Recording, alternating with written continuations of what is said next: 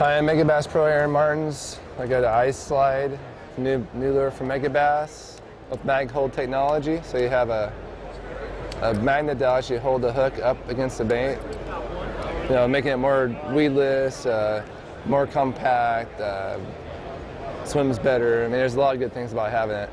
It's a patented system that Megabass has come out with. It's pretty neat system.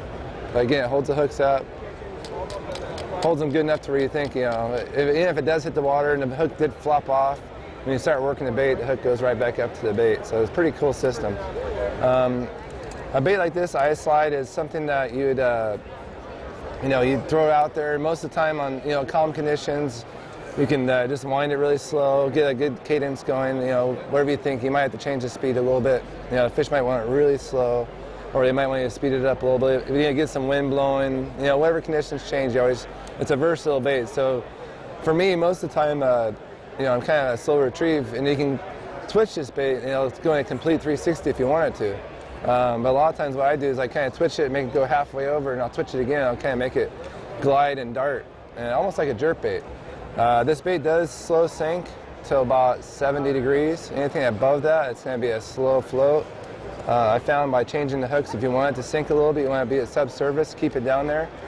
Even though it does slow float, if you do a long cast with it with fluorocarbon, the bait will hold, you know, just out of sight in clear water. You can keep it down, you know, 1 to 3, 4 feet.